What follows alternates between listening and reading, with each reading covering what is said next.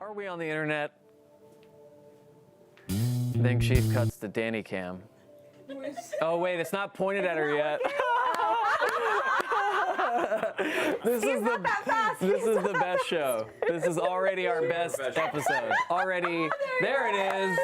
Yeah, Danny Cam is back. Wow, we thought that went through for 0 seconds. And that's not the first time we've done that. Good evening. Didn't think about that Tonight, shopping, ghost punching, and Jester has a much needed conversation with the Traveler. I'm just adding the quotes because I have a lot of questions. Okay. We'll break it all down tonight with the Dungeon Master and the Disaster Lesbian. Hi, guys. Yeah. Oh, that's a gift. That's a gift. Oh, you guys look so good. All that and more tonight on Talks Machina. Hit it, Chief.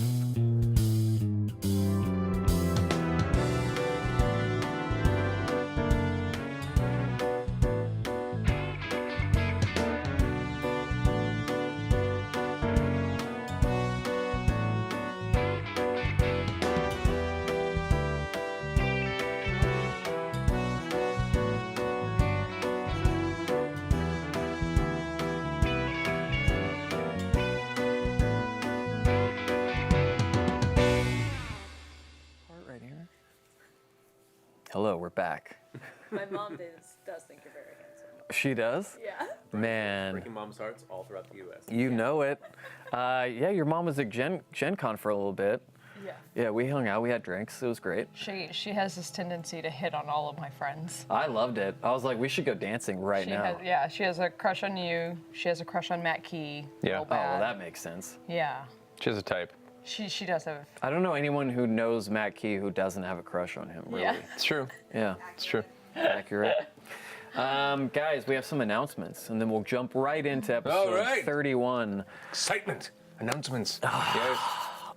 Hey guys, there's a very special one-shot that's going to air August 30th in place of Critical Role because Marisha, Matt, and Taliesin are going to Be somewhere. Burning Man. Wait, here's a guy. There you go. That works out. That was a dad joke, and you're not Listen. even a dad. I'm old now.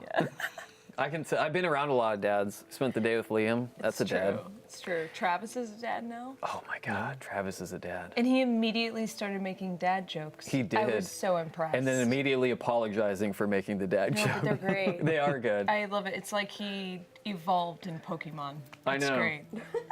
Yeah, that's really one way to put it. Yeah. Anyway, you guys are gonna be gone. One shot will be airing on the 30th Yes. in place of regular Critical Role episode. We're not saying what that one shot is yet, are we? It's a top secret still, right? I think so. I mean, it's, yeah, sure. I haven't had the conversation yet. Yeah. I haven't had time to think about it. Well, if a blow dart goes into my neck, it's Rachel Romero in the other room. Gotcha. See. Telling me we're Good to giving away too much information. But we'll announce sense. that very soon. We also have an announcement about a new show on Critical Role Twitch network tomorrow, August 22nd. That's pretty cool. I know what it is. You know what it is. You Yeah, know I what know. it is. I do. Danny, you know what it is. I do know what it is. Oh my goodness. It's the dumbest name. It's got the greatest, It's got worst title. The greatest worst title of anything that we've love yet it. to come up with. Yeah, set the bar early. Yeah. Right, so we're constantly trying to achieve that next level terrible title. Yeah, it's a lesson in workshopping things. Yeah. Or not. Sure, What's or a lesson not. of reactionary approval? Yeah. Yeah. We're proud of it. We're It's proud of it. Caduceus Clay, and then the name of this show. That's pretty much how it's going to That's work. the spectrum, yeah. Yeah. Keep an eye on our social media channels tomorrow and our YouTube at youtube.com/Critical Role tomorrow morning for more information. What could it be? What could it be? Well, without further ado, let us discuss episode 31 of Critical Role Campaign 2, Commerce and Chaos.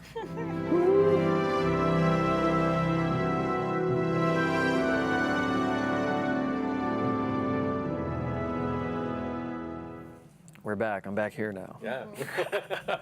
Like mix it up a little, right? Mix Keep it it up. fresh. I don't want anything in my body to fall asleep, except for my mind. I don't want anything to fall asleep in your body. Yeah. I sometimes fall asleep with things in my body. Well, let's start the show, shall we? We have some crit roll stats for episode 31. All right. These come to us from our friends at Crit Roll Stats. Yeah. Hi, guys. Hi, guys. The Mighty Nine spent 4,047 gold and 2 silver, plus the cost of the Dust of Deliciousness and the Straw Hat in their downtime shopping. That's crazy. I'm proud of them. You're proud of them. gold. But yeah. Yeah. Well, look, man, like, and many DMs out there will test, like, reach a certain point in campaign where you give your players a dragon horde and money doesn't become an object for a while. Oh, yeah. Happened in the last campaign at a certain point where they just had all the money and they're like, expense it, basically. Yeah. So I'm really relishing in these lower levels where it's like careful spending and who knew, like low level economy and Yeah. it's not as thrilling necessarily, but we're having a good time. Yeah.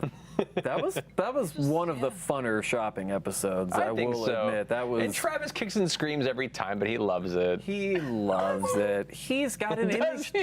You have questions about that, Danny? I have many questions about whether or not Travis loves shopping. So you think it's sort of just become on brand for him now to hate on the shopping episodes, but in reality, he's warmed up to them. No. Oh. I think 100% that he hates it. No, Oh. he does actually 100% hate them. I Yeah. get the feeling he hates it. I think he just despises it. Yeah. Yeah. I think he's been taken shopping by Laura enough where that's just kind of imprinted itself on any of his experiences with shopping. Yeah. We've been shopping with Travis before in the same way. He's very much like the get in, get it, get out. Yeah. And so Unless we're going Even for stuff his character Unless it's wants, Ren he's Fair. like in and Ren out. Fair, as we Is that what talked you're gonna about on our say? show last week, we told the story Yeah. about him buying the rare coin at Ren Fair a few That's years true. ago. Okay, what's the thing? He hates shopping unless it's for himself. Exactly. If it's other people shopping, Yeah. If it's having to wait around for other people, he's like, Yeah. fuck this. Oh man, when we go shopping for protein shakes, he takes his time. And here come the texts. Minute delay. The Mighty Nine's 3,000th D20 roll, 3,000th, was Knott's actually. Discarded. Nat 20 dexterity save against the beat of force. I think Ooh. that's because he realized he didn't have advantage. Was that the one where he realized he didn't have advantage on it and then had to retcon that? I think so, yeah. Okay, yeah, that was probably it. Yeah, because it wasn't Yeah. a deck save. Yeah, that's right. He It tried was to use the it was Cloak on of dex, but not Oldenkind. saving throws. Sorry, Dang. buddy. At least he was honest about it for the first time since the program began. It's true. Jester cast 8 out of her available 10 spell slots, and both uses of Channel Divinity in her pranking and subsequent escape. Yeah, Oh my god. I was like, Amazing. how many spells are you gonna dump on this thing? Burn them all. Real Oh. proud of her. That So and the writing the letter to Yasha just killed me. Like Yeah. I was bent over. I was laughing so Yeah, hard. yeah. Man. But she spent like 3 first level message spells. To, Yes. Sorry, I got cut off Yeah, earlier. she's that person who calls on your voicemail like 3 times. Yeah, exactly. Sorry, I got cut off. Sorry, I got Think cut about off. that. Yeah, they cut me off at 5 minutes. Anyway, yeah. Yeah. Forgot about that. Oh my god. My sister leaves those kind of voicemails. She'll tell me everything she would have told me if we had talked for an hour on the voicemail. And I love it. If she's watching tonight, I love those. Matt, yes, save us from my family tragedy with an answer to this first question from Ken Fagan. Yes. When you have episodes like these where the group comes in prepared with things they'd like to do during a time jump, how do you prepare for that? Do you meet with them in advance to discuss stuff, or do you just let them do their own thing?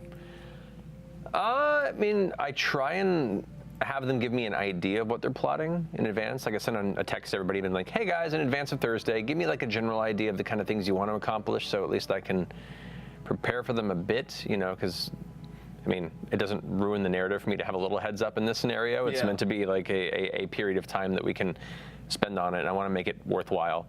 But there's always shit they're gonna do they forgot to mention, or in the spot they came up with, or like Sam, he'll send me his list of ideas 5 minutes before we go to air, in which I say this has no use to me whatsoever, but Yeah. thank you, man. We'll wing it. The So, lid yeah. is full at that point. Yeah. Yeah. Yeah, so I try and work with them a little bit and get a little bit of an idea, but not fully defined, just so I can be prepared. Do you ever have to tell people some of the stuff they have planned isn't going to work in 2 weeks? Like if Marisha texts in and says, I want to go shopping. And Liam texts in and says, I want to buy some paper. And then Travis writes in and says, I want to overthrow the government in the next 2 weeks. I will. I'll step in, which I did when Travis said he wanted to ride a horse down to the Menagerie Coast. I was like, okay, well, that's going to take a while. And you'll be by yourself. And he goes, all right, cool. I'm like, okay. You're probably not going to make it back in 2 weeks. He's like, oh, right. And then we get to the show, and then he does it anyway. And I'm like, all right, well, that's your 2 weeks, man. Yeah. You rode to a point and went, I should turn around, and then rode back. And, well, that's your break, I guess. Yeah. Rode into the desert on a horse with no legs. Oh, God. One of my favorite lyrics. Aren't you rolling into a horse or rolling in the desert at that point? Yeah, I was rolling while I was in the desert on a horse. Oh, there we go. no legs. There we With go. no legs. Yeah. No, I had legs. The horse didn't, Marisha. Yeah, sure. Listen, save us from this nuanced humor. Esteban Rodriguez asks, Marisha, how did Bo like her training with the halfling monk? Do you think she would come to him more often for certain types of training or advice in the future? Ooh. She enjoyed him. I don't know if he was her flavor.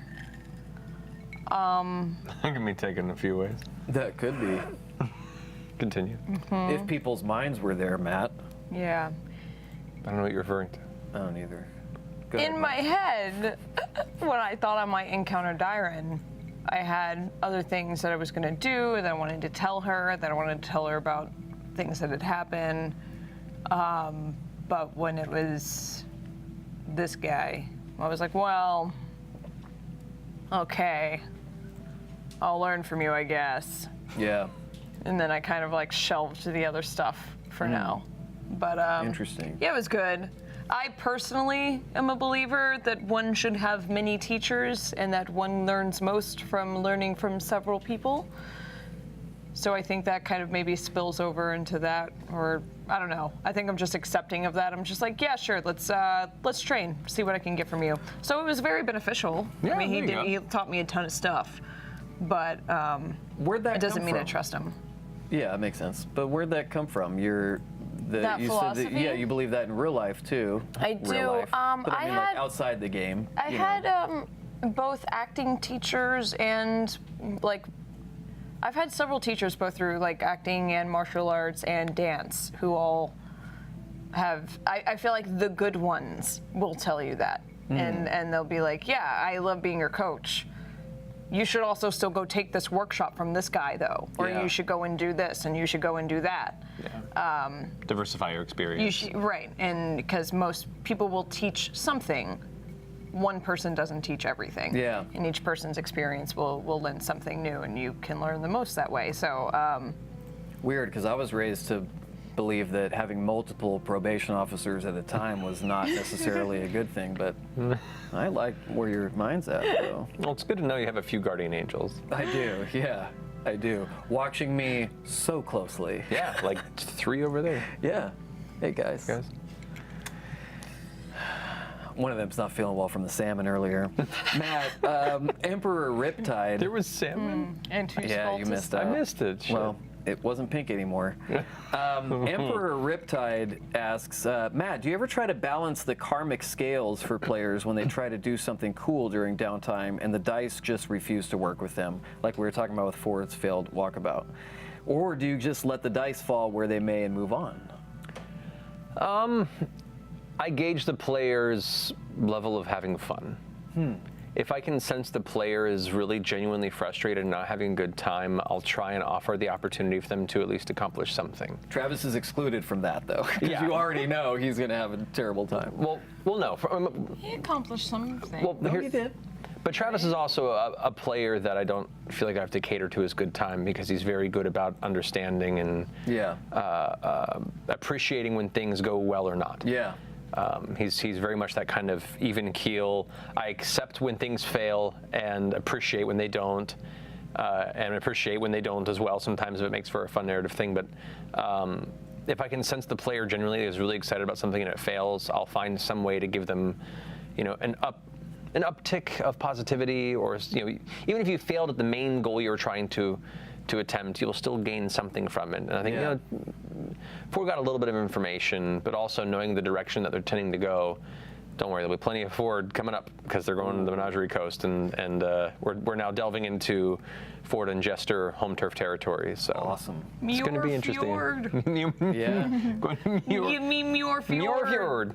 One thing I really love about this campaign is everyone's getting to see a completely different side of Travis. Yeah. Because Grog was amazing, but it's like going from playing Drax to Aquaman. You know what I mean? It's like, yeah, right? Yeah. Kinda. I mean, fuck this current iteration of Aquaman. comic. Like, that's not what I'm talking about. Right, okay. Yeah. But, yeah, you get to see... Aquaman? Huh? You mean Hotquaman? Hotquaman?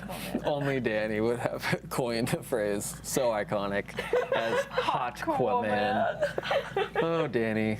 This is why we have you, and this is why we have a Danny Cam. Hotquaman sounds like a hot water heater brand or something. Yeah. Try Aquaman. Or like, yeah, strippers that are plumbers that come to your house. And they just start like undoing the Basically, yeah. shit. Hotquaman. Well, we're off to a good start. We should think start so. pretty soon, though. I should get dressed for that. You should get dressed for the show, Matt. No, you look so comfortable. No, right I- before we went live, I was like, oh, I'm jealous. You look so comfortable. I decided today. I was like, it's been such a crazy years. I don't know. These past few a weeks. decade? Yeah, no. These past few weeks have been kind of nuts. So today I was like, no, you know what? I've earned a comfy day. At You Talks, I have, think. God damn it. You know? You've earned 2. I think there's nothing wrong with a grown man showing up to work wearing his pajamas. Not in this day and age. Well, that's very wrong. In a not- lot of careers, it's a very, very terrible thing not to in this do. industry. Yeah, I mean, you don't want to do it, say, if don't- you're in the, you know, if you're a postman Right. or a Yeah. woman or person. Well, Or if you work in like construction, you probably don't want to. Yeah. Astronauts. Yeah. Astronauts, yeah, that's a good Pretty one. much any other profession than this one. I'll say if I grow enough facial hair to match this outfit, people either assume that I'm living on the street again, or I am a multi-billionaire. There's like Yeah. no in between. You go, Yeah. this like the spectrum goes from one tail end Yeah. to the other. Or if you had the beard you're saying, yeah, too handsome to be Santa Claus. That's what I would have said. I like that you kind of regretted it halfway through. Listen, that's how I feel about my life right now. I'm regretting it halfway through. Marisha, Yeah. help us forget our regrets with an answer to this question from Cyberwolf1201. Which part of the Cobalt Soul montage was your favorite? And what new skills are you most excited to use in the battles to come?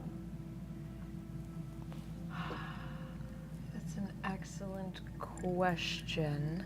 I think the extra reactions was probably pretty awesome of me catching all of the arrows. I really liked that.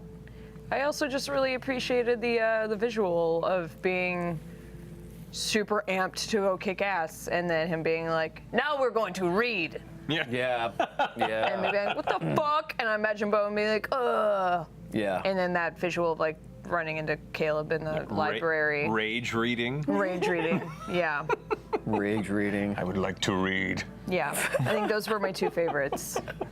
Coming soon on a I would- t-shirt. I would like to read. I would like to read.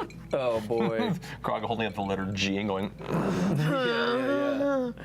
That's I wish I could read. yeah, there you go. Yeah. Ninth level spell. Yep. Yep. Some of the most endearing moments towards the end of the last campaign, though, were involved Grog and Pike reading. and No spoilers, but holy shit. I'm so in love with the new campaign and everywhere it's going. The characters are so unique and diverse and convoluted and detailed, but every now and then we'll just stop and be like, man, I miss Vox Machina too. Yeah. They were such a big part of our life, which is why I'm glad that at least we still get to explore them in like the comics and everything. Oh, yeah. There's- Fascinating seeing the different reactions of people reflecting on Keyleth in hindsight. Yeah. Yeah, that's been pretty interesting. Some people now seeing Bo and realizing, oh, she's not identical to her make-believe character in every single way. Right. Yeah, and then some people being like, I understand and can appreciate this character more. And then some people being like, man, after seeing Bo, just really still hate Keyleth. Yeah. You can't please It's like everybody. fascinating to see. But yeah, looking back, I'm like, I think Keyleth was for some people, and it was for the certain people. And not every person's gonna like every character. No. You know, and that's just how it works. Hopefully not.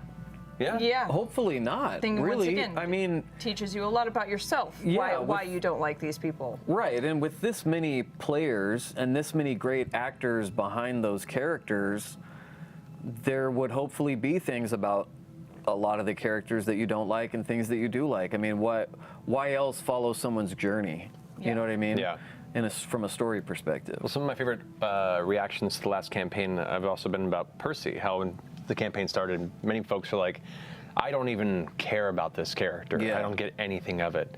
And it wasn't until, you know, a little bit into that first campaign that there was the opportunity for really Taliesin to dig into the personality and how easy that can shift. But that's how it works too. We're not all trying to fight for the spotlight. Not everyone's trying to force their backstory into the limelight. They'll let each person take the story as it's needed, and when the opportunity arises, step up and kind of see where it takes them. And I think that's part of why I really enjoyed playing with you guys as a group, as opposed to some of the groups I played with, you know, years ago. Is you guys are willing to step back and let each other have those moments as players and as characters. It's not always the case, and I'm sure many gamers out there can commiserate. Yeah, that is something that I think is super unique to this group of people, and I think a lot of that comes from everyone's voice acting background too, because you're so used to having to work together and sometimes multiple people in the same session. Well, and theater do a that lot stuff. too. And theater, There's a lot of Improv experience. Yeah. It all kind of overlaps. Yeah, into- learning not to upstage and to listen, because as good as you think you are as a performer, you can only really benefit from listening to your other performers and trying to engage in that scene when it's your time. And so it's very much a give and take skill set that you learn through a lot of performing arts. Yeah, and it's like yeah. sensing when to end a scene, and Yeah. at the end of the day, we're an ensemble cast, as they would call it in the industry, Ooh. which is Ooh. well, it's true. I know. But they're ensemble casts are notoriously the most difficult to write because trying to balance everybody. Yeah. and not having like one or two Major protagonists that main- come through. Correct. Yeah. So yeah. and now we're improving it, so that's funsies. That's why D&D is such a fun way of telling stories together, and why it doesn't translate too well to other forms of media is because you don't have that one or two major protagonists. Yeah. Yeah. Interestingly enough, too, thinking about sharing backstories and everything, there's also got to be a little bit at the table of, oh, thank God they're going with their backstory, because I have still so much shit to figure out and like to write out. You know I'm what I sure, mean? yeah. There's got to be some of that going on too. Yeah. Yeah. Well, it's just like I don't know when shit's gonna come up, and when it's appropriate to talk about things. Yeah. And you also never want to be like, well, you didn't ask, but Yeah. Yeah, that happens a lot in games. I always pictured Talison's notebook and his notes on his characters always having the weirdest stuff. And so I can picture him sitting there at the table all those weeks ago when the first time Travis like consumed the sword, and him going like, fuck, I have a thing where I was gonna consume a sword, you know, and every weird thing that happens on the thing, Talison's already like, shit, well now I gotta come up with something else, because I also had that written down. Negation bingo. You're just like, damn it. Yeah, exactly. Damn it. Yep. That's really funny. Well, he's the Simpsons of character backstories. Yeah, pretty Oh, much. the Simpsons did it. I don't know. Oh man. but like there's been some players that are so eager to try and get their backstory out there. I've had games where someone will be like, all right, guys, you want to go ahead and get an ale at a tavern? And someone's like, a tavern? Well, my parents own a tavern. That tavern burned down when the demon armies came and destroyed me. They're trying to hunt me down because I'm a half demon blood. Thank you for asking. And my party's like, Everyone's like, Okay. so all right, man. Did you want to get a drink? I'm not really sure if that Drinks was still on? in the middle All right, there. cool. Yeah. Oh my God. Just spill the whole thing. You know, it was a night like this. Dude, I just met you. Like, come on, man. Matt. yes. Frankenstein has a Frankenstein. question for you. Whatever happened to the Waste Hunter blade? Is it gone because Ford consumed it, or did it come out of him when Ford consumed the Summer's Dance? It is gone. Wait, what? Yeah. One of the Wait. His sword? the old sword. His old one? Yeah. Is now gone? Yeah. Does Travis know that? Yes, he does. I'm sure he does. Here's the thing. When he wanted to play a Hexblade class, and I was like, heck yeah, let's do it, I began to read into the lore of the Hexblade. And I love a lot of the design aspects of its lore, and that you have your powers from your patron are bound to a magical weapon of some kind, whether it be a sentient weapon, which is what they recommend, or it's some sort of a gift given to the Raven Queen through this weapon. We wanted to try and diverge from the provided lore, but also in a game where you're constantly upgrading equipment and weapons, especially if you're more of a combat-based class like the Hexblade.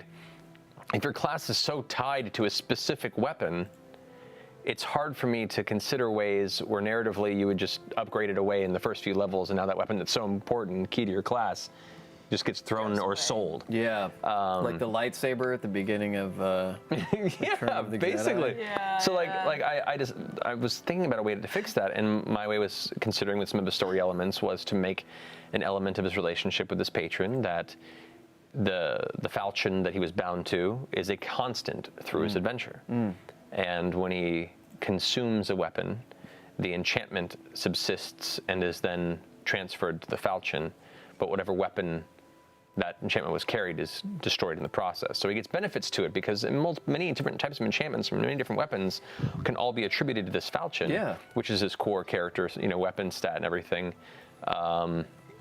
So that's pretty cool, and he gets to summon it at will, like it's part of just the narrative flair of it, but it does end up destroying whatever item he leaves behind if he takes on a new enchantment. So that's part of the balance and then the narrative thread we built into it. Yeah, it makes sense.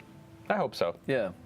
You can only swallow so many swords before it starts to become a problem. There's only so much room in there, man. Yeah. And he'll have to choose eventually, if he finds another cool sword, to let his memento of Molly go. Oh, don't think I haven't thought of that.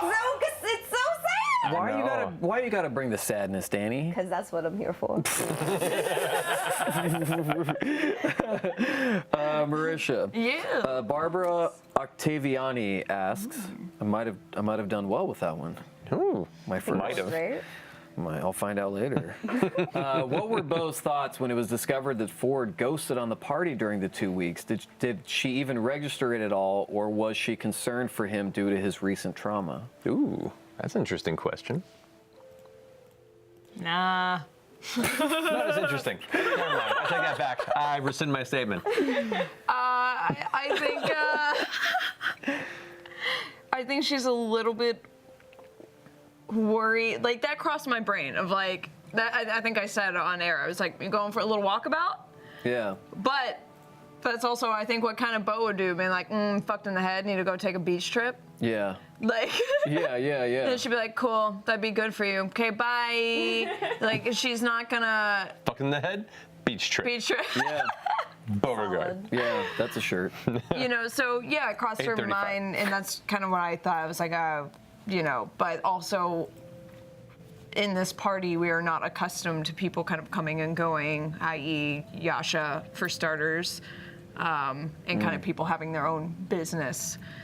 This party is still pretty aloof, so yeah, I wasn't too concerned, and we'll probably pry later, but later. That makes sense. Yeah, be That's like, a very Beauregard thing. stop, what'd you do? But she wasn't gonna stop him. Yeah.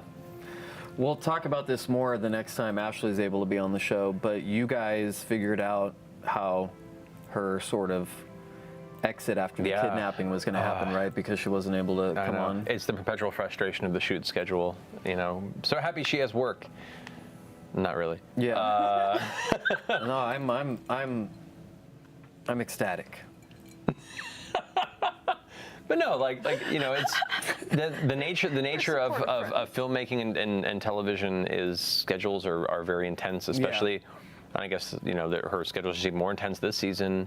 And so it's just trying to prep and be prepared, because I don't ever want to deny her to come into the game. Whenever she has the opportunity to play, I'll find a way to make it work. Yeah. Because at the very core of it, it's just, we want to play as friends. Yeah. So even if it's a bit of a narrative bend to make it work, I had the divine form of Pike last campaign, and I'm slowly figuring out a way of doing it with Yasha here and there, but want to find a way where she doesn't feel like she's ruining the story by showing up last minute. Yeah, totally.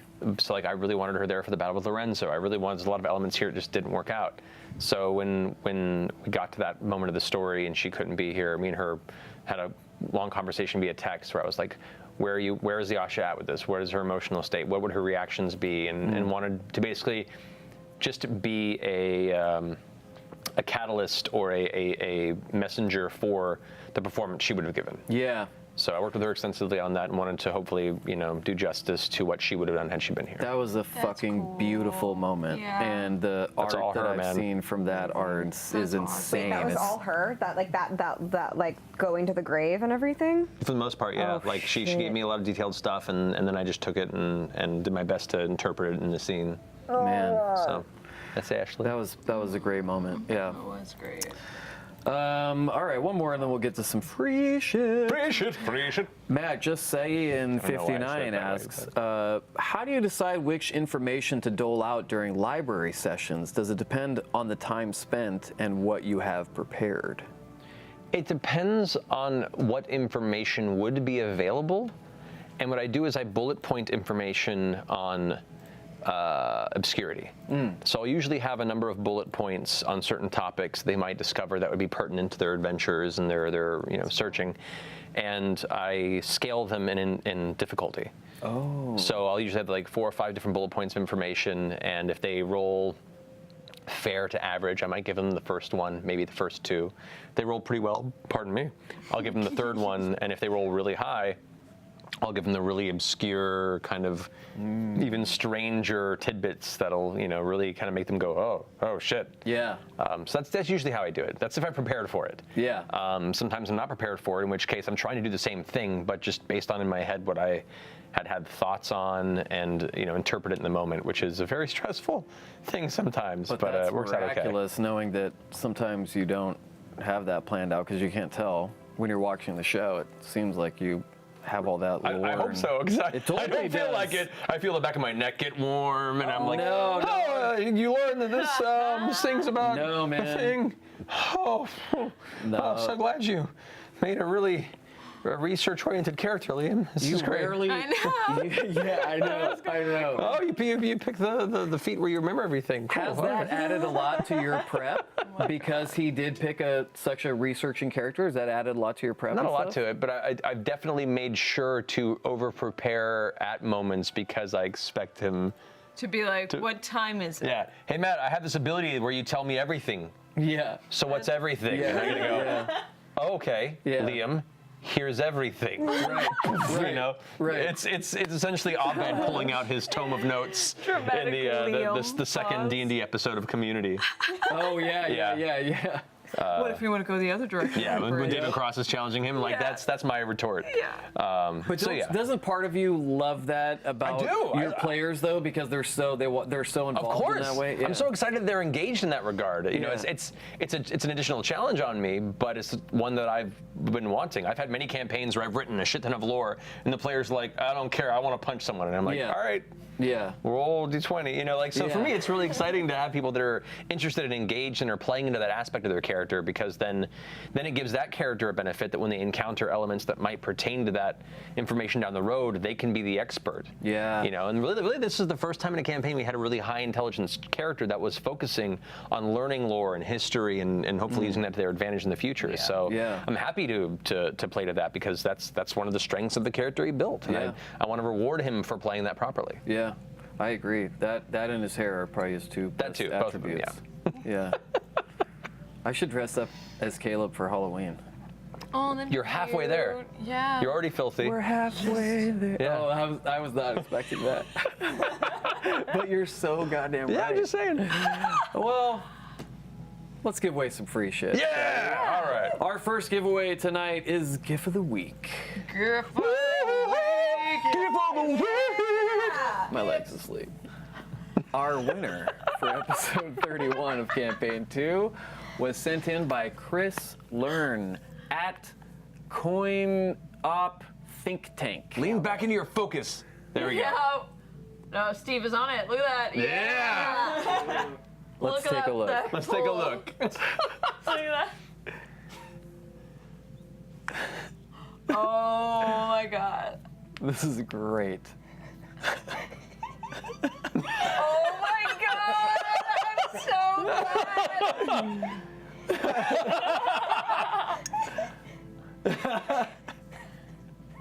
I met a ghost I didn't need to punch. That's so good. Isn't that great? Oh, I love Caduceus so much. It's I such a didn't- unique, different, like, personality to bring to the table. I didn't notice he was deep in thought that whole The time. whole time. The whole I time. did not know He just that sat until there this contemplating. Yeah. gift. Amazing. Yep. Amazing. Like I felt it Commitment. coming. Like I'd be looking at you guys, and I look over at him just to see if he wanted to engage, and he's still there going. Yeah. I'm like, oh no, I know where this is going. It went on for a Commitment. while. I was Commitment. proud of him. I loved it.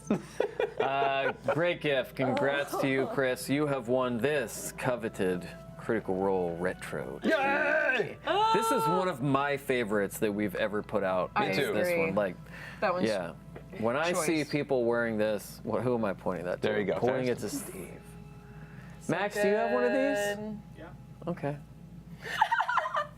Just saying. Sometimes, like, seems like you wear the same clothes a lot, and if you wanted some more shirts, you could just ask. All right. I'm so sorry, Max. Always a chatterbox. Maxwell James. Max Leave my Jenga. Max alone. Hey, he likes it. He hates it. You can talk to him Marisha. about it this Friday when they're doing their AMA on Reddit. Oh, you Yeah. guy, the crew. Why didn't Oh, we the crew have that in the AMA. announcements? Why didn't we have that in the Guys, announcements? crew AMA this Friday. Danny, tell them what time. 2 o'clock? 2? I think. 2 think it's o'clock 2. Pacific Daylight Time. Yeah. That's it's Danny Carr, the real Danny Carr, Max Jenga, Vinny Singh, our head of production. Who else is coming? Chris Lockey. Those 3. Oh, No, it's just those 3. Rachel. All Rachel kinds of will great be people. there. Good people. All the people that make these shows Miss Rachel. happen and make them what they are, really, Yeah. are going Yeah. to be answering your Amazing questions. behind the scenes, folks. That's this Friday on Reddit, so go to the Critical Role subreddit and check it And there out. are many other amazing folks behind the scenes that help Tons. make this show, but we can only fit a few Tons. of them into the AMA before it turns into absolute chaos. So. We can't afford for all of them to become internet famous at the same time. We have to stagger it, because we'll be taking full credit. Like that's true. the whole thing with Danny is, the long game here is that someday she'll become very rich, take care of all of us. Oh yeah, no, she's gonna Goal. be with us at the nursing home, right, Danny? Yes. Right, Danny? Yeah. Please, Danny. 100%. I want to be in one of the I'm nice not going ones. anywhere, you guys. Y'all are gonna have to kick me out of here kicking and screaming Show for, off for that me to bow you leave. got And that going bow's on, so Danny. cute. That's so cute. Oh, Our meal ticket. yeah, Danny's little Max just D20s said on Danny's it. our meal ticket. Yeah. Funny story about this bow. I used to wear this lots and lots all the time. I wore it to SDCC the first time that I met the cast. That's true. And Marisha remembered it, and I lost it a year ago or so before I moved here. And then Marisha found hers and gave it to me because she missed me wearing this bow. True. I wasn't wearing it. It was just sitting in my closet. You gave her After I her found- own bow. I did. It was a bow from Bo. Yeah. true. Bows. Bows. Aww. Hey. This character name's getting more and more complicated every You time. think so? Two bow, training bow, in the bow, Yeah. bow. Two bows. Two I feel like Homer one Simpson in the bow. Mo episode. No.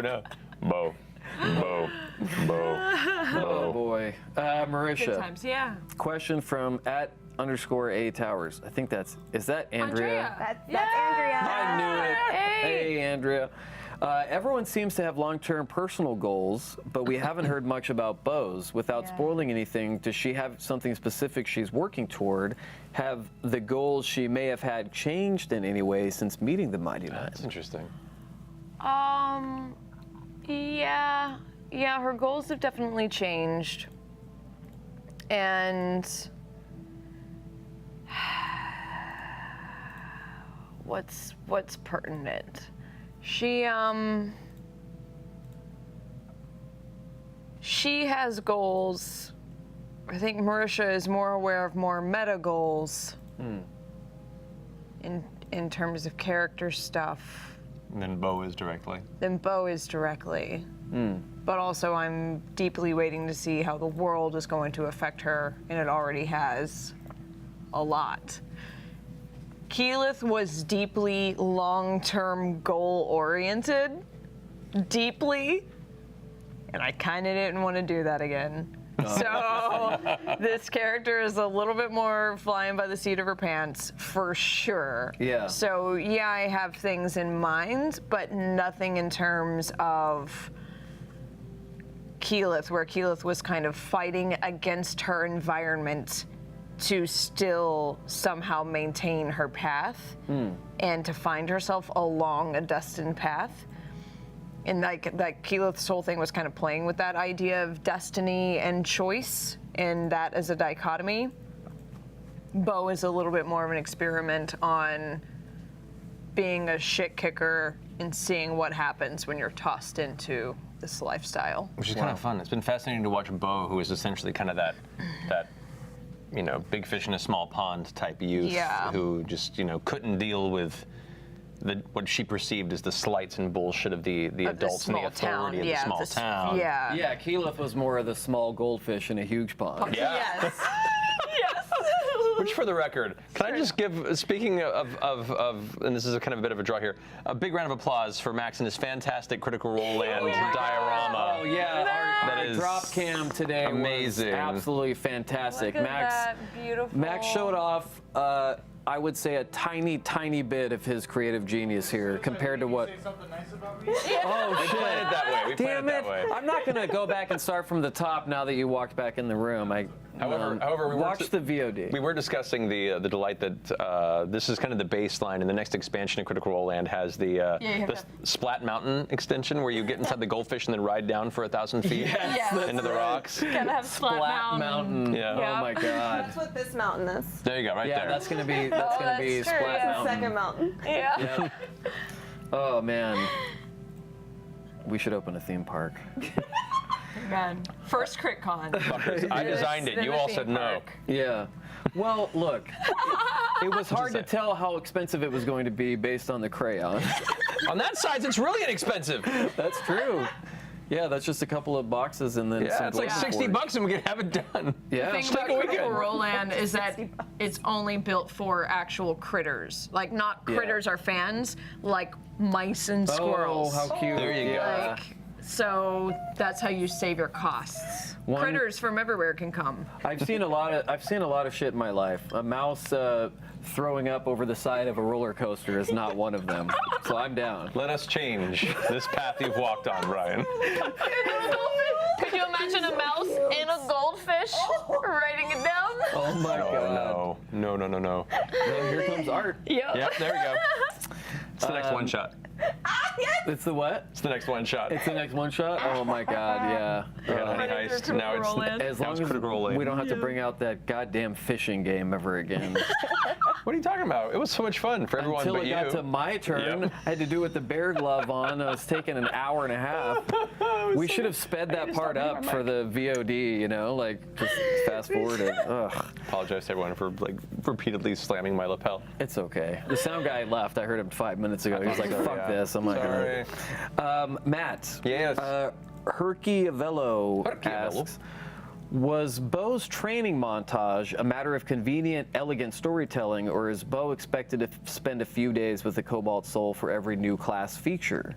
With time, would she learn she has access to them herself, or is it required that they are taught? Honestly, it was more convenient storytelling. Leveling up in D&D, most classes, you don't want to have to require each person to have to go back to 10 and learn their abilities. It's a way to do it, and I have run games that ran that way a little bit, usually other RPG systems. But for this circumstance, because we're doing milestone leveling, it was essentially after a big adventure, and they returned as a dash, and you already were in the proximity of the archive, and so it made sense. I wanted something. Yeah, Yeah, well, that's a little bit my request. and it makes sense for your character too, where she's now wanting to be taught. She wants to keep learning. She's hungry to find ways to improve herself, whether it be to show her superiors that she can eventually be better than them, Yeah. and to just be more, able to survive in a world that is not as easily surmounted as she maybe had expected. And so that allowed me the opportunity to build that scene. So I don't think I'd require it of her, but if the opportunity arises and aligns when she would have a major class level up, and they were near an archive of some kind, I would want to include some element of that because it makes sense for the character, her narrative, and it's fun. It's fun to play out those little montage sequences. Yeah. It's like any classic martial arts movie where you get to watch the up and comer, exactly. With the upgrade. trainee, Yeah. Like I kind of want someone to cut a lot of those sequences from the last episode with like a. Just like a montage. jogging upstairs of the Cobalt Soul and down. So back you and think forth. you can punch a ghost? Can you do it right? Put your first. I think it'll happen now. I think it'll happen excited. now. Yeah. Yeah. Well, No, this you're in the one- Cobalt. Cobalt Soul. So dumb. Is that the spiritual successor to the D&D Beyond theme? Just like It is now. cheesy 80s training theme? Sam's Yeah. at home and he just broke his wine glass. He's like, damn you, Mercer, it's my job. Just Thought get the monk was really some- hard and needed all those stats. Well, let me add intelligence to make you all real at. Man, it's just Yes. make it fun. Be good. This is great. It's good. Are we recording any of this? No. Are we on the internet? God, I hope not. Let's give away some more free shit, then Yes, we'll get to a few please. more questions. Our next giveaway is for you fans that create and send in incredible art for moments during Critical Role. It's Fan Art of the Week. Dad! This week's fan art winner for episode 31 was sent in by Olivia Heinz. At Olivia Heinz, let's take a look. Oh, so that piece. Right? good. Yeah, that one was nuts. Yeah. Oh my All the drowned God. bodies under Worth there. it to see man, Ford and tangled. Dockers, too. That's part of his long-term character goal is to eventually rediscover those Dockers. Yep. Yep. It's character man. growth. So fucking beautiful. Did you see? Someone. Wow. Sorry, that's, Oh. my probation officer forgot to put his phone on. What were you saying? That art piece was awesome. see Did what? you see the Norway cosplay contest, the international ones, Right, about right. the Ford or the Nordic cosplay, whatever? No. And this guy did this Ford, and he did this whole performance with the eye behind him. Really? And It stuff. was legit. Somebody link me. Yeah, Yeah. someone. Well, we'll retweet it after the show. Yeah, we'll goes out. retweet it. Yeah, It's retweet the shit out of that. I wanna see amazing. it. We woke up to it, but yeah, just Yeah. this, like someone doing it for the what's those called? Cosplay. For the gram? Oh.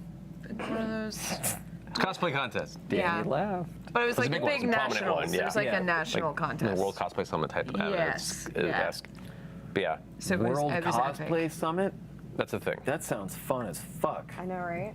Hey, hire me to a be a big deal. judge, guys. There you go. You heard it here. My appearance fee is liquor.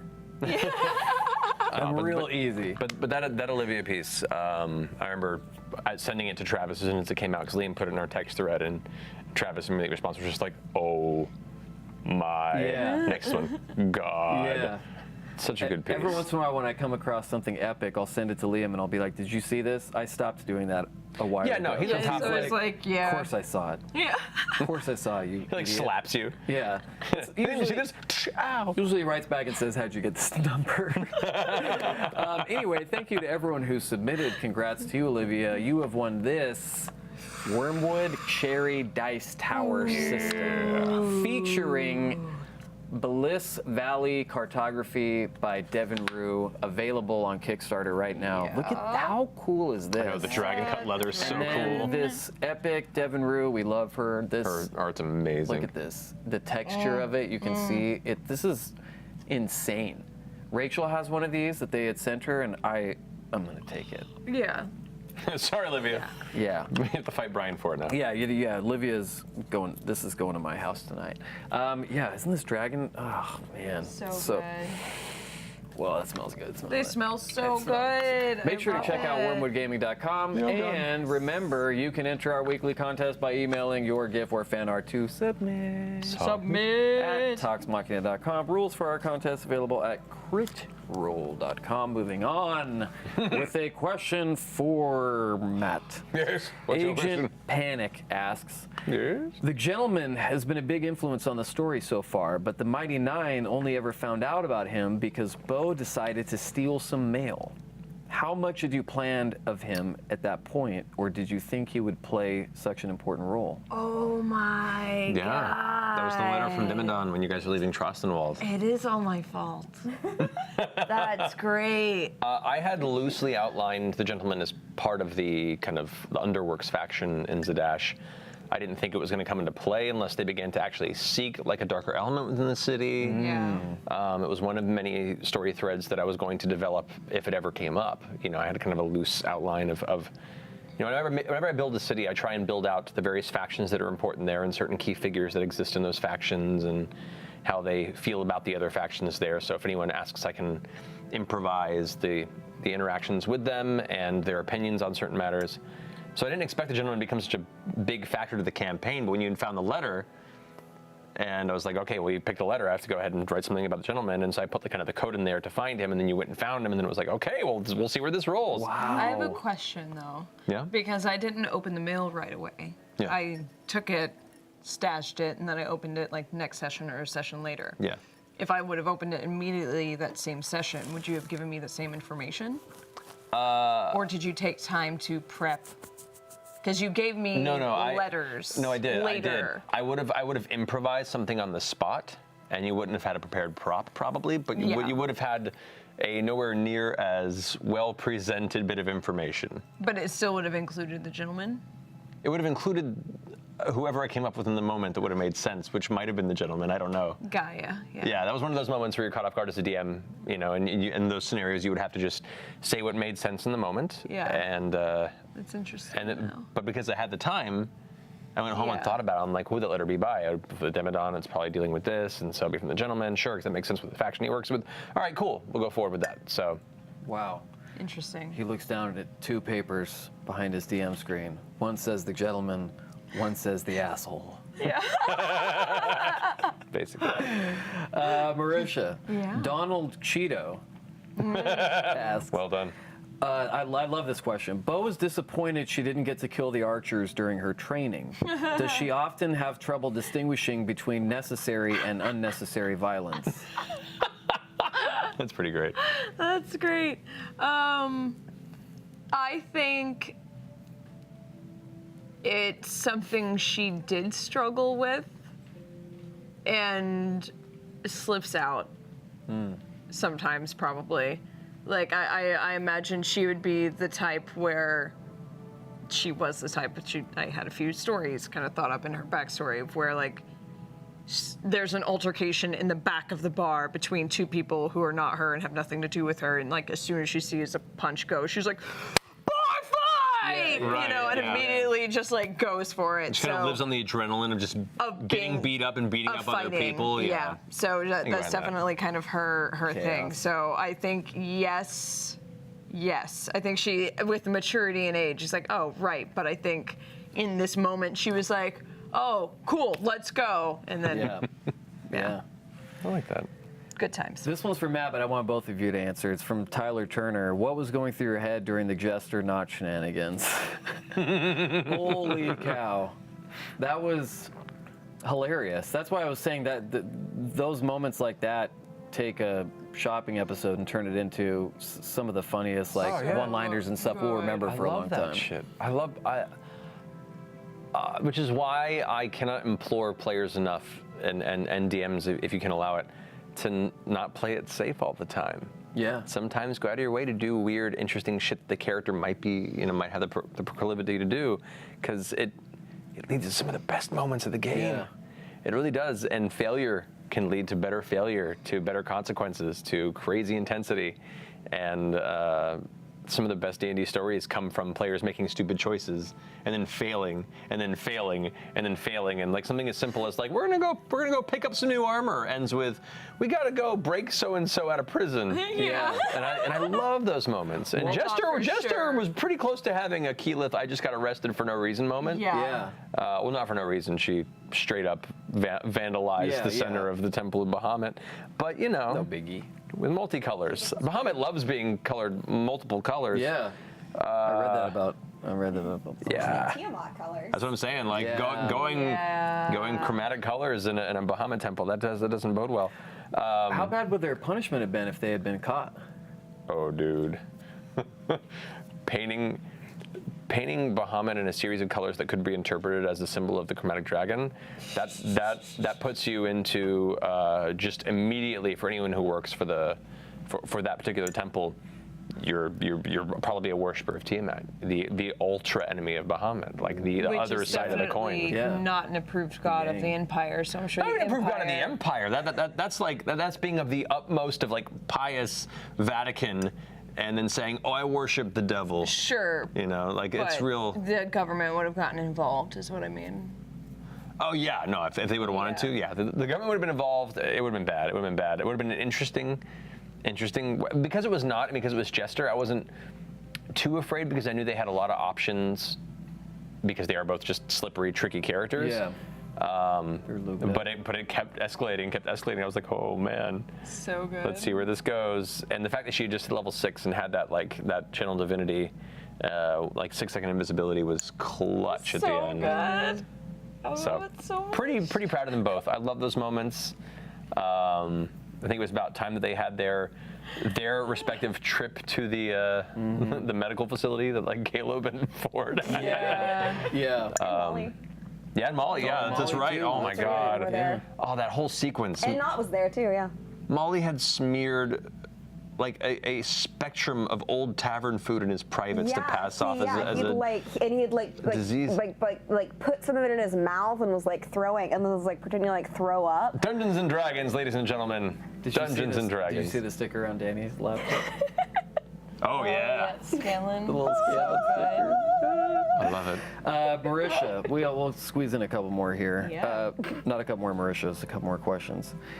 Spicy Burritos.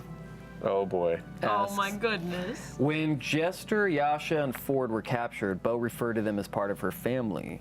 And this episode, she behaved in a joking, teasing manner with Caleb. Does this mean she's finally opening up and admitting to herself and others that she has friends? Yes, I think so. And especially, I think, considering the fact that Ford and the others are also starting to accept it, it gives her permission to accept it a little bit more. That's interesting. Yeah, well, and kind of that, like, yeah, you know, in that, you know, when you were like dating in high school and you're like, no, we're not dating. We're not boyfriend and girlfriend. Yeah. Are we? Right? No, we're not. No, we're not. Unless you say we are. Are we though? Because if you want to be, then Right. like, we can do that. But like not. But like I don't Right. want to. If you don't want to be, then like I definitely don't want to be. That's weird. So it's kind of Yeah. It's kind of like that. So I think now that like Ford kind of mentioned a few things about like, you know, sticking together, and hearing Not kind of talking about, you know, growing to care for these people, she's kind of like, oh, cool. And Bo's never had friends that lasted this long. So yeah. The friendships had lasted that long, or they all died like Molly? Oh. What? Danny just wrote that on here. What? You lie. It says, I Lies. made sure to mention this specific thing, and I And just to put into perspective, when she says friendships that lasted this long, she means like 2.5 months. Dang, really? And y'all say I'm bringing the sadness. Yeah, well, somebody has. You saw Bo when she showed up at the campaign. She's not the kind of person that makes long-term friendships. yeah. Yeah, you kind of No. sucked at the beginning. All of Bo's friends were people who worked on the criminal underground, who were older than her, who were always passing through the town. So she hung out with them for local jobs that they would pull. She Yeah. was like their local hire. Like, you know, when we go to Indianapolis and we hire local, you know, camera guys, she was like that person traveling through. So she's only had friends for the weekends that people were in town. And then they'd be like, cool, thanks for helping with the gig, peace. And then we'd keep rolling through. Yeah. So those were all, and then sometimes they would come back through, and she'd be like, dope, you're back in town, Jane. You want to hang out, Jane? You know, I don't want only if you're free, though. I think it turned into Jake Peralta for a second there. Yeah. I'll totally drive to Santa Monica to see you. Yeah, I'll drive. It's not that far. It's only an hour and a half for me. Yeah, no, I'll drive to see you. Oh my god. Yeah, it was kind of Bo. It was kind of Bo. Makes sense. Okay, we have time for one more because Max has a date. Is that true? No, he's got to go home and feed his town? cats. Oh.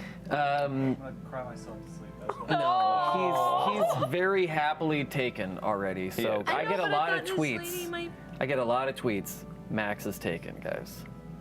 I'm sorry to let you down. We all tried, but something that good has to get snatched up at some point, right? It's true. That's what he told me before the show. With a Brick asks, Matt, what's it like to build the story of Jester and the Traveler? How is crafting her story with her deity different than the others you've done for characters in the past? It's fascinating. I'm loving it. That was one of my favorite parts of this past episode. Me too, actually. Religion in role-playing games, especially D&D and other fantasy role-playing games, is a very weird thread to maneuver around because you live in a world where essentially gods have proven to exist, divine powers are real. There's proof historically of miracles for the most part in some of these worlds, and depending on which system and which world and which theme, the gods can be very aloof and distant. They can be very involved in the way the world is. And so I've built this world to be one in which the gods have essentially decided for the betterment of mankind to be removed, to be outside of that space. Their presence was too dangerous to maintain the life that they helped create and cultivate. So in this campaign, there was the opportunity to show that divinity can exist on multiple scales. You know, there are the prime gods and the prime deities and the betrayer gods and the gods that helped shape the world of its inception and initial creation. And then there are some that are still able to divvy out or be divine entities on a much smaller scale. You get to see essentially what would be gods at the beginning of their worship of this kind of new wave of development. Vesh with Kashaw in the first campaign was very much an example of somebody who worshipped a divine entity but was not considered a god per se. And in the player's handbook and in other various interpretations of the game and the worlds, divine powers can be gifted or can be harnessed not always from a direct gift or blessing from a god, but sometimes it's about a very strong devotion or a creed or a set of philosophies that you feel so invested in that you find this power within yourself to create these miracles. Wow. And so I've always wanted to explore those elements. And the Traveler and the relationship with the Traveler and Jester has been a very unique experience so far, and hopefully for a long time forward to watch an entity that is not as established, that is more mysterious and essentially slowly beginning to play with the idea of their own divinity and what that means, their responsibility and the relationships with their followers. And because they are their lesser scale and they're not entrapped by the divine gate, they get to have a much more personal relationship with their worshippers, like Vesh did with Kashaw. There are other entities like this that exist in the world that may or may not play into the story, depending on where you guys go. But it was really excited to take this one with Jester and kind of just see where it goes from here. It's made for some very interesting scenes and I'm very intrigued about this relationship. Me too. I'm so interested to see what the fuck is going on there because something doesn't feel right, but something also does feel right about it. It's good. Oh, okay. I was right for once, Danny. I didn't say you're right. I just said good. You. Oh, good. Okay. He's trying to throw us off now, Danny. See what he's doing? He's manipulating us. He's a master storyteller. It's true. Well, guys, as we have done so many nights before on Talks Machina, we are ending the show talking about shit that sounds like Scientology.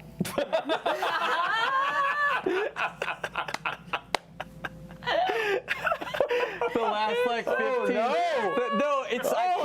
I can't help it. The last 15 seconds that Matt was talking, I thought anyone just clicking on the show right now that doesn't know anything about D&D is like, these motherfuckers are talking about Xenu and shit. You're so right. Clicking on this show that doesn't know about? Someone who sees someone who sees a Twitch, thumbnail yeah. of me with my shirt open, Oh, good point. laying back in this chair talking to, and then cut to Mac Sheaf, and then look at this. How can you not? And then go to Marisha. I mean, who's gonna not? Well, you could have done a better face than that. Why do you look like a waif? Because I'm talking about Scientology. It's great. It's brought me so many wonderful things. I'm not being paid to be here. I promise. I'm not scared. I'm not being paid to marry Tom Cruise. To all the members of the critter community that happen to be Scientologists, I apologize. Get out. Yeah. We'll get you Leah Remini's number. Come back. Get away. Get away. Yep. Come join our religion instead. It's much more fun. It is. Yeah. It's true. The traveler is weak. The traveler is always with you. We're Yes. totally reinstating the satanic panic of the 80s, by the that's way, true. right now. That's true. Come join our religion. This isn't what D&D is This about, one's and we way haven't more worked fun. 30 years to try and get away from that. Yeah. That's true. Fell swoop. Oh, now we've love it. ended talks how we've ended it so many times before, which is setting the D&D movement back 30 years. Proud of us all. Thank you for joining us, Matt, Marisha. As always, the lovely Danny Carr. Next week, we'll be discussing episode 32, Yeah. Critical Role Campaign 2. Guys, we love you. Don't forget to love each other. Don't worry, it's almost Thursday. Stay turnt, my friends. So cute. It's you, buddy. We're back. Hi. Hey, everyone. Hey, about that. Same show, same guest. I think Danny should count down all our shows. She should. I'm down with That that. is so cute. That was awesome. Terrifying face. I love it. Well, we have some questions from the Alpha chat. Alpha? Alpha chat. Matt, Yes, hi. Missy Kier asked, what's your favorite thing about Caduceus? Oh, man, He's got such a Tom Waitsy vibe, doesn't he? Oh, yeah. There's a lot, oh man, there's so many parts. I love the color scheme. I love having a Firbolg actually in the group. Yeah. Which, by the way, I've been saying Firbolg my whole life, and then somebody went, isn't it pronounced Firbolg? And I went, no, it's pronounced Firbolg. And then they pulled up D&D Beyond, and they have the audio clip where you press it and it plays the actual name, and it was me pronouncing it Firbolg, and I went, fuck! Yeah. I corrected myself. Oh, I was about to be like, wait, the pronunciations that we did? Yeah. Yeah. Yeah, it was me. Oh, It was shit. literally, I was like, no, it's Firbolg. No, listen to this. Fearball. Oh, no, it's Firbolg. Thanks, me. I have it right here. Yeah. I have it right here. Oh, God, Oh my here we God, go. yes. We brought it up. Wait, I have to Yes. log into D&D Beyond. But yeah, it's so that was interesting. But no, but like for me, Caduceus, oh man, I like how it's hard to pick. Like I'm trying to choose. If I had to pick one, I'm appreciating that Caduceus is very much this kind of new soul to the world around him. Yeah. He spent so much time in a very localized area that a lot of the adventures and experiences he's going to have along with the Mighty Nine are going to be all new, all fresh, all kind of a man out of time type feel in a lot of ways, and and already has been exciting. On top of his very just low key, okay, demeanor. So I love it. Yeah. What about you? I mean, especially considering Molly was the definition of an old soul. But yeah, Caduceus is his- very much the new soul. very much the new soul Yeah. is That's true. fascinating. I like. I think Taliesin is so quick and witty that it's interesting to see his wit still played out in a slower way. In a long form in a long version, form way. yeah. That's a good point. Like like him doing that. Yes, I have met a ghost. I didn't want to punch thing. Yeah. Was still him being quick and witty, but in a long-term But payoff playing kind of along way. with that. Sam gets a lot of So credit for is- being super fast and clever because he is. He's one of the funniest and most clever human beings I know. Sure. But Taliesin and He's more many subtle about it, though. Sam's very flashy Yeah. about it, not in a bad way. It's hilarious, yeah, but Taliesin digs him in there. Yeah. has this subtle, charming wit that is razor sharp, and it is brilliant. And he's the kind of person that'll sit there and wait patiently for the right moment, and then drop a bomb that destroys all of us, and then Yes. just sits there and smiles back. And I love it. I know. He's such a charming His son of a reactions bitch. to stuff are amazing. Yeah. Um, Yeah. Shadowstorm Zero asks, for everyone, how long until we get a Max cam to see his reaction to Brian's comments? We well, were as we know, Max, just if you I produce the show, so it'll never happen. if there's if there's a camera on, Max can't wait to run in front of it.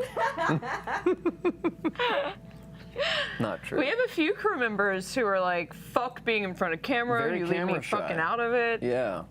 Max Thankfully, being one of them. Danny's Don't blame not you. too camera shy. Yeah, Danny's It's like, real "Oh, stressful that's being in good." front of the camera. It is. Those days are gone, he said. Yeah, another child actor over here. Yeah, he was in a lot of J.C. Penney catalogs as a kid.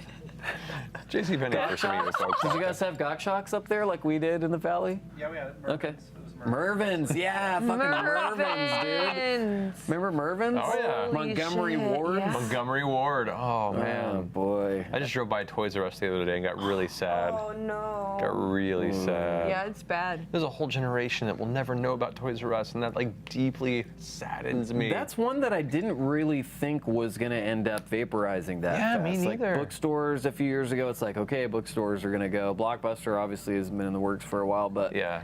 Toys R Us? I'm gonna be completely forthright and honest on this. There have been days in my past where I've had a really, really bad day and just felt emotionally drained and sad and bereft of any sort of inspiration or joy. And I'll just drive and park and walk into a Toys R Us just to be kind of uplifted. Yeah. And I really appreciated those times. Even if I didn't buy anything, just walking through those aisles, like it recaptured 5-year-old, 8-year-old me for a moment. Were you wearing this and sobbing? Probably, yeah. Because that'd be a sight. Oh, don't worry. We're gonna see me sobbing this many times. Yeah. No, so Usually many after- times. usually after a Critical movie. Role episode. Same. Yeah. After a Folgers commercial. Look, like- man, I cry at the drop of a hat when it comes to film What was media. the last she knows movie this. that made you cry, Matt? What was the last movie we watched? I was gonna say pick one. What was the last movie Wait, we watched? what was it? You did break down. You broke down when we were listening Jurassic to Pink World. Floyd in the Of course. car. Oh, come on, it's Pink Floyd. Yeah, it's Shine On You Oh, Crazy Diamond. it's Like, it makes me cry every time. emotion. Like, are you kidding me? Emotion Shine On in You waves. Crazy. Yeah. Because right. get this, I was having lunch with Liam, and we were talking about the thing we do in the desert, and I was talking about crying to Pink Floyd, Yeah. telling this story, and he was like, "Yeah, I haven't really listened to Pink Floyd." I know. Yeah, and I was like, I know. "What do you mean?" So I sent him "Wish You Were Here," Yeah. the song, which is my favorite song on So the face good. of the planet. If I went to hell and they were like, you can only listen to one song on repeat for the rest of eternity, I'd be like, well, I'm gonna pick "Wish You Were Here." Loophole. You just went to heaven. What? Oh! And Forgot to button my shirt. yeah, it's okay. It's like it's got like a James. It's after Dean dark. You're thing. allowed to show off as much chest as you want, Brian. Exactly. Get comfy. We should get to some questions. No, this is after dark. Wish You Were Anyway. Here. Fair enough. Yeah. This is the point. So yeah, he hadn't heard "Wish You Were Here," the song, before. What did he think? Oh, he was like, this is like several lifetimes of experience A whole new in world. music. And I was like, yeah, it's crazy. And you're sober. Yeah. So like, imagine Yeah. if you weren't. Yeah. But yeah. Ask if Liam cried to it. Liam's like me, but with the added weight of children. Yeah. You think I'm Right. ready to cry at the drop of a hat? He's like brimming at all moments. He so is, worked out yeah. great. Love you, He's- Liam. We're a group of sensitive boys, aren't we? Yeah, we Oh, I are. We love are my some sensitive I boys. wouldn't have it sensitive any boys. other way. Me neither. Are you kidding me? I'd rather feel really hard than not feel at all, man. Yeah. Anyway, Yeah, feel really hard or not feel at all. Life's short, do something to a bagel. Yeah. That's something that was said on the show. That was Towson. That was Towson.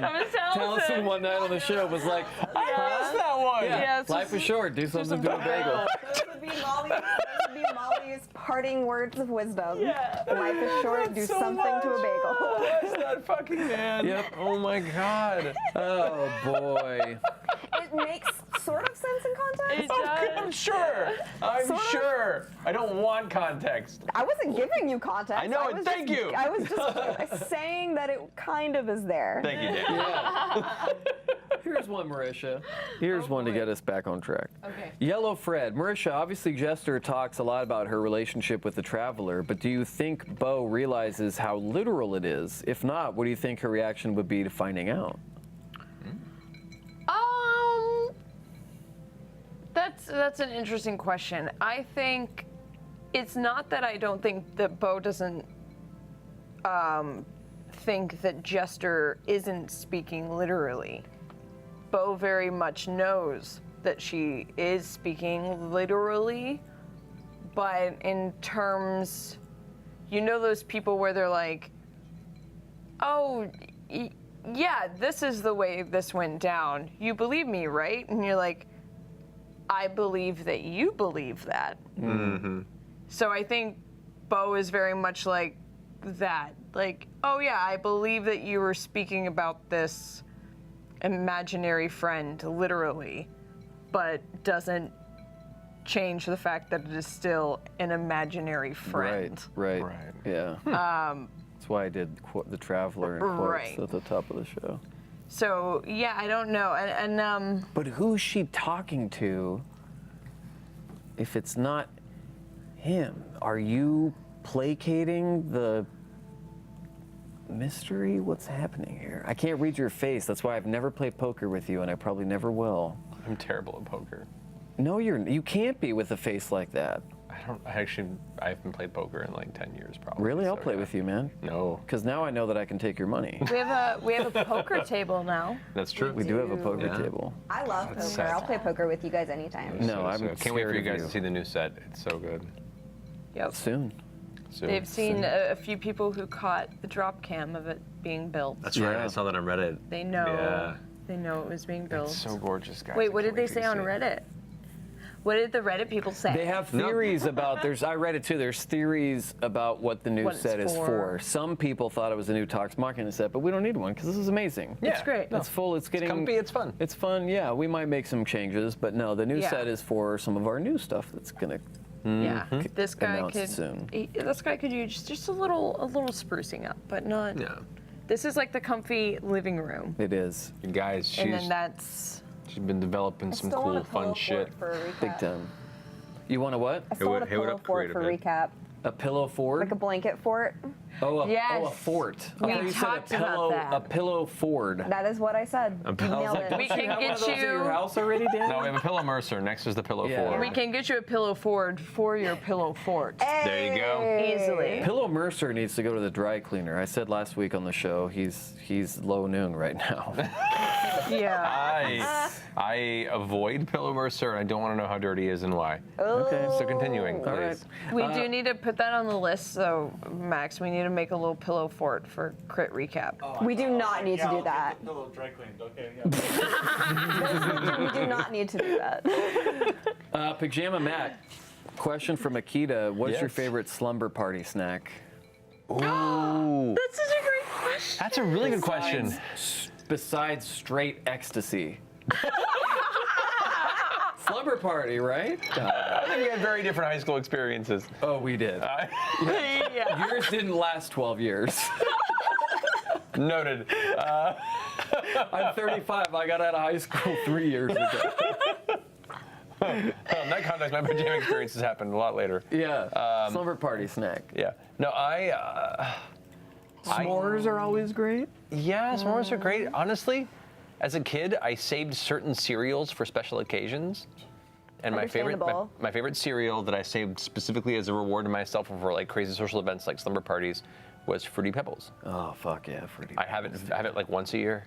Really? But like I pick a specific event, like out of the thing in the desert, I bought a box of Fruity Pebbles. Really? Slumber parties, I'd bring a box of Fruity Pebbles. That was Heck like yeah. that was when you know I've truly unwound. Yeah. That's when I fill that bowl with some colorful crispy flakes and Yeah. pour some milk I in have there. Fruity Pebbles in my pantry right now for the Yeah. sole Why did purpose you of the fact go that it tastes Morgan amazing on ice Freeman? cream. Fill that bowl with You see, there was a certain day colorful, when you fill the bowl with the Fruity Pebbles that you have to notice the milk's film kind of collects when you run your spoon through it. Oh God. There you go. We're so tired. Chief didn't even need to come up with anything weird for tonight's show. No, we're at that point. We're was doing sleepless it all and by crazy. It's itself. fine. Thanks for coming along with us. This is, well, end with this question from Trevman for all of us. What flavor of dead tea would you be? Oh.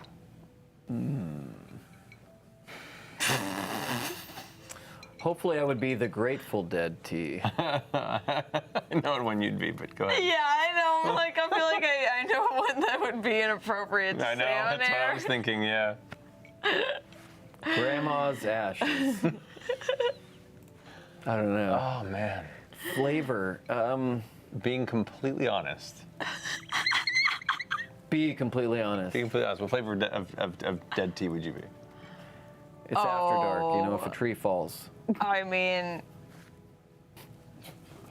like, definitely weed and Like medicinal cannabis tea. That's legal. and red wine. Yeah, that's a good flavor. Yeah. Like, in fact, it's not tea. It's just THC laced red wine. Yeah, yeah, Like, yeah. that's it. I would fare with the great bourbon resentment combo. Tastes like resentment. It's got bourbon up front, resentment on the back, just I like respect me. that. I respect Yeah. that. What about you, Matt? I don't know. Kind of dead I would tea. say probably like in a really fucked up tea flavor. You'd be like, no, thank you. You'd be like, Long Island iced tea. no, I don't drink that. I don't drink that anywhere near often enough. Thankfully, not anymore. Yeah. In my younger years, that was when I was a poor actor who needed to get fucked up for a night Yeah. on Long Island. That's all you need. You got one like 2 weeks ago. I'll occasionally get one if I want to get stuff done fast. If I want to get stuff done fast. If I want to get to the bottom real Yeah, fast. man. Yeah. I won't have to go back to the bar 2 or 3 times. I'll get one drink and I'm good for the night. Yep. That's why I get a picture of whiskey. Yeah. You're a smart man. You're a smart man. No, I'd say probably like ahi tuna. Be the worst tea flavor. Ahi tuna flavored tea? Yeah, it'd be awful. Well, I like ahi tuna, but do I want to drink it? No. Maybe. Probably I don't want to be a not. tea. I didn't say it'd be good tea. No, but it would be Tea. ahi tun tea. There you go. Actually, no, Star chai. Wars character. Like a good black chai tea, maybe. Tai Chi. Yes, that one. So I drink a I lot think of chai. Liam would be sleepy time.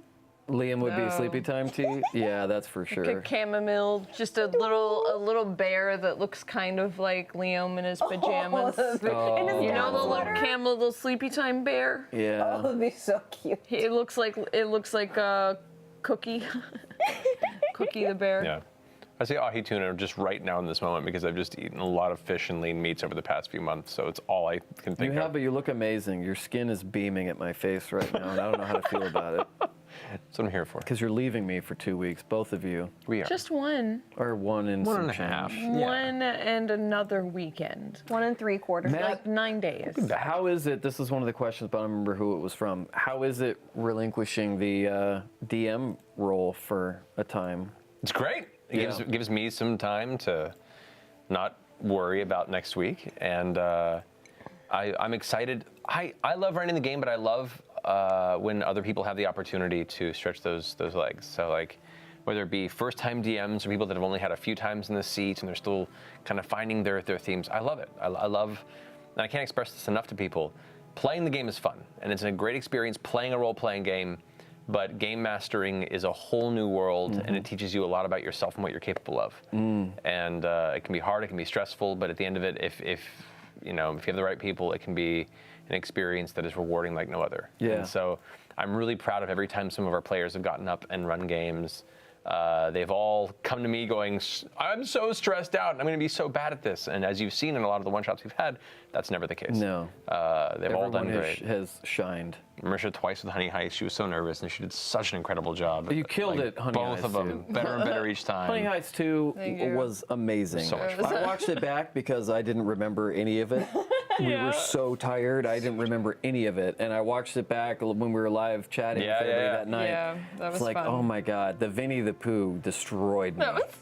Destroyed She's so me. good. I don't know why I didn't anticipate that it was going to be hard not to break. Yeah. Or that, I don't know, I guess I didn't. You got this fucker at the table. I don't know. Sam. How are you supposed to survive that? Like, I got out one word. I just said, Liam. And then that's all I got out. And everyone just went, We were Spit. done. and then Fucking done. And then I Across the had a hard table. time recovering. I don't think I realized it was going to be that Oh my immediate. God. Oh boy, that was epic. So, yeah. Well, we're out that of was time. tough. We're out of time. We gotta go. Yeah. We gotta go. Sleepy time. Love you guys. Sleepy Sleepy time time tea. tea. We love you guys. Thank you as always for joining us on Talks Machina in the dark. See you guys next week. Oh God, that does need to be washed. Snuggles. Ooh. Yeah. It's Bri Noon. Sleepy time. Jesus Christ. Closer to his face. Why do I feel that? This is some Corsican Brothers shit. Is this a Horcrux for you? Sure. It should be. If I had one, that'd be it. If. Good night, everybody.